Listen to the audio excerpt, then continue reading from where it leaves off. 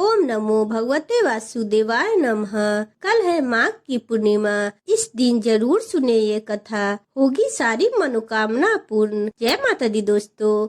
माता रानी आप पे अपनी कृपा बनाए रखे। माघ पूर्णिमा की व्रत कथा धार्मिक और आध्यात्मिक दृष्टि से विशेष महत्व रखने वाली माघ पूर्णिमा को बहुत ही पुण्य फल देने वाला माना जाता है। इस दिन स्नान दान जितना महत्व है, उतना ही महत्व विष्णु पूजा करने का और कथा सुनने का भी है। पौराणिक कथा के अनुसार किसी नगर में धनेश्वर नाम का एक ब्राह्मण रहता था। उसकी पत्नी रूपवती, पतिव्रता और सर्वगुण संपन्न थी। बस दुख था तो सिर्फ इस बात का कि उनकी कोई संतान नहीं थी। यही कारण था कि वो दोनों बहुत चिंतित रहते थे। एक बार उस नगर में एक महात्मा आए।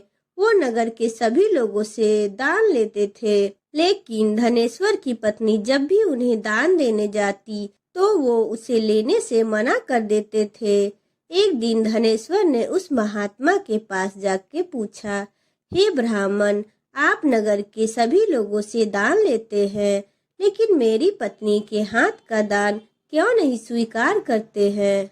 हमसे अगर कोई भूल हुई हो तो हम ब्राह्मण दंपति आपसे क्षमा याचना करते हैं। महात्मा बोले, नहीं प्रिय, तुम तो बहुत ही विनम्र और हमेशा आदर सत्कार करने वाले ब्राह्मण हो। तुमसे भूल तो कदापि नहीं हो सकती। महात्मा की बात सुनकर धनेश्वर हाथ जोड़ के बोला, हे मुनिवर, फिर आखिर क्या कारण है कि कृपा हमें उससे अवगत कराए। इस पर महात्मा बोले, हे प्रिय, तुम्हारे कोई संतान नहीं है, और जो दंपति निसंतान होते हैं उसके हाथ से भिक्षा लेना मतलब मध्यम या पापी के हाथ से भिक्षा ग्रहण करने का समान है। तुम्हारे द्वारा दिए गया दान लेने के कारण मेरा पतन हो जाएगा। बस यही कारण है कि मैं तुम दंपति से दान स्वीकार नहीं करता। महात्मा के ये वचन सुनकर धनेश्वर उनके चरणों में गिर पड़ा और विनती करते हुए बोला, हे महात्मा, संतान न होना ही तो हम पति पत्नी के जीवन का सबसे बड़ी निराशा है। यदि संतान प्राप्ति का कोई उपाय हो तो बताने की कृपा करे मुनिवर। ब्राह्मण का दुख देखकर महात्मा बोले, हे प्रिय, तुम्हारे इस कष्ट का एक निवारण अवश्य है। तुम 16 दिन तक श्रद्धा पूर्वक काली माता की पूजा करो। माँ प्रसन्न होगी तो उनकी कृपा से अवश्य ही तुम्हें पुत्र रत्न की प्राप्ति होगी। इतना सुनकर धनेश्वर बहुत खुश हुआ। उसने कृतज्ञ पूर्वक महात्मा का आभार प्रकट किया और घर जाकर पत्नी को सारी बात बताई। पति पत्नी को महात्मा द्वारा बताए गए उपाय से आशा की एक किरण दिखाई दी और धनेश्वर माँ काली की उपासना करने के लिए वन में चला गया। ब्राह्मण ने पूरे 16 दिन तक काली माता की पूजा की और उपासना रखा। उसकी भक्ति देखकर और विनती सुनकर माँ ब्राह्मण के सपने में आई और बोली, हे धनेश्वर, तू निराश मत हो। मैं तुम्हें संतान के रूप में पुत्र रत्न की प्राप्ति का वरदान देती हूँ, लेकिन 16 साल की अल्पायु में ही तेरे पुत्र की मृत्यु हो जाएगी।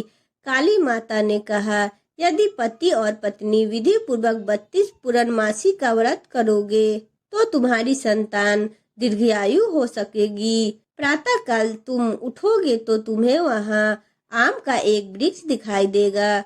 उस पेड़ से एक फल तोड़ना और ले जाकर अपनी पत्नी को खिला देना। विष्णु जी की कृपा से तुम्हारी पत्नी गर्भवती हो जाएगी। इतना कहकर माता अंतर्ध्यान हो गई। प्रातः काल जब धनेश्वर उठा तो उसे आम का वृक्ष दिखाई दिया जिस पे बहुत ही सुंदर फल लगे थे। तो काली माँ के कहे अनुसार फल तोड़ने के लिए वृक्ष पर चढ़ने लगा। उसने कई बार प्रयास किया, लेकिन फिर भी फल तोड़ने में असफल रहा। तभी उसने विघ्नहर्ता गणेश भगवान की सुमिरन किया और गणपति की कृपा से इस बार वह वृक्ष पे चढ़ के फल तोड़ लाया। धनेश्वर ने अपनी पत्नी को वह फल दिया, जिससे खाकर वह कुछ दिन बाद ही गर्भवती हो गई। दंपति काली माता के निर्देशा के अनुसार पूर्णिमा पर दीप जलाते रहे। कुछ दिन बाद भगवान विष्णु की कृपा हुई और ब्राह्मण की पत्नी ने एक सुंदर बेटे को जन्म दिया, जिसका नाम उन्होंने देवी दास रखा। जब पुत्र 16 वर्ष का होने का हुआ तो माता पिता को चिंता होने लगी कि इस वर्ष उसकी मृत्यु निश्चित है। पत्नी ने देवीदास के मामा को बुलाया और कहा, तुम देवीदास को विद्या अध्ययन के लिए काशी ले जाओ और 1 वर्ष बाद वापस आना। दंपति पूरी आस्था के साथ पूर्णमासी का व्रत कर पुत्र की दीर्घायु होने की कामना करते रहे। इधर काशी प्रस्थान करने के बाद मामा भांजा एक गांव से गुजर रहे थे। वहां एक कन्या का विवाह हो रहा था, परंतु विवाह से पूर्व ही उसका वर अंधा हो गया। तभी वर के पिता ने देवीदास को देखा और मामा से कहा, तुम अपना भांजा कुछ समय के लिए हमें दे दो, विवाह संपन्न हो जाए उसके बाद ले जाना। ये सुनकर मामा ने कहा, यदि मेरा भांजा ये विवाह करेगा तो कन्यादान में मिले धन आदि सब पर हमारा अधिकार होगा। वर के पिता ने मामा की बात स्वीकार कर ली और देवीदास के साथ कन्या का विवाह संपन्न हो गया। इसके पश्चात देवीदास पत्नी के साथ भोजन करने बैठा, लेकिन उसने उस थाल को हाथ नहीं लगाया। यह देखकर पत्नी बोली, स्वामी आप भोजन क्यों नहीं कर रहे हैं? आपके चेहरे पे ये उदासी कैसी? तब देवीदास ने सारी बात बताई। यह सुनकर कन्या बोली, स्वामी मैंने अग्नि को साक्षी मान के आपके साथ 7 फेरे लिए हैं। अब मैं आपके अलावा किसी और को अपना पति स्वीकार नहीं करूंगी। पत्नी की बात सुनकर देवीदास ने कहा, ऐसा मत कहो, मैं अल्पायु हूँ। कुछ ही दिनों में 16 वर्ष की आयु में होते ही मेरी मृत्यु हो जाएगी। लेकिन पत्नी ने कहा, जो भी उसके भाग में लिखा है वो उसे स्वीकार है। देवीदास के बहुत कहने पर भी जब वो नहीं मानी तो देवीदास ने उसे एक अंगूठी दी और कहा, मैं विद्या अध्ययन करने के लिए काशी जा रहा हूँ, लेकिन तुम मेरे जीवन मरण के बारे में जानने के लिए एक पुष्प वाटिका तैयार करो। उसमें भांति भांति के पुष्प लगाओ और उन्हें जल से सींचते रहो। यदि वाटिका हरी भरी रही तो पुष्प खिले रहे तो समझना कि मैं जीवित हूँ, और जब ये वाटिका सूख जाए तो मान लेना कि मेरी मृत्यु हो चुकी है।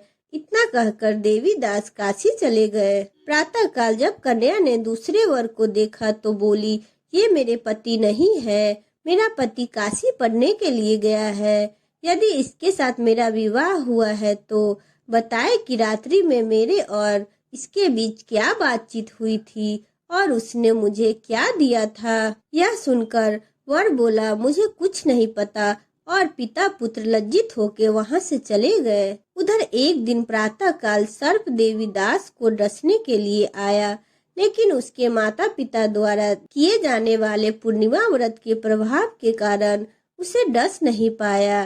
तत्पश्चात काल स्वयं आए और उसके शरीर से प्राण निकालने लगे। देवीदास मूर्छित होकर गिर पड़ा। तभी वहां भगवान विष्णु और माता लक्ष्मी जी आए। देवीदास को मूर्छित देखकर देवी लक्ष्मी ने बोला, हे स्वामी, देवीदास की माता ने 32 पूर्णिमा का व्रत रखा था, उसके फल स्वरूप कृपा आप इसे जीवन दान दे। माता लक्ष्मी की बात सुनकर भगवान विष्णु ने देवीदास को पुनः जीवित कर दिया। इधर देवीदास की पत्नी ने देखा कि पुष्प वाटिका में एक भी पुष्प नहीं रहा। वो जान गई कि उसके पति की मृत्यु हो चुकी है और रोने लगी। तभी उसने देखा कि वाटिका पुनः हरी भरी हो गई। ये देखकर वो बहुत प्रसन्न हुई। उसे पता चल गया कि देवीदास को प्राणदान मिल चुका है। जैसे ही देवीदास 16 वर्ष का हुआ, मामा भांजा काशी से वापस घर चल पड़े। रास्ते में जब वो कन्या के घर गए तो उसने देवीदास को पहचान लिया और अत्यंत प्रसन्न हुई। धनेश्वर और उसकी पत्नी भी पुत्र को जीवित पाकर हर्ष से भर गए। पौराणिक मान्यता है कि जो स्त्रियां श्रद्धा पूर्वक पूर्णिमा का व्रत रखती है और कथा सुनती है, उन्हें संतान सुख मिलता है और संकट से मुक्ति मिलती है और समस्त मनोकामनाएं पूरी होती है। बोलो विष्णु भगवान की जय, माता लक्ष्मी की जय। अगर आपको मेरा वीडियो अच्छा लगा तो चैनल को लाइक एंड सब्सक्राइब करें एंड बेल आइकन को प्रेस करें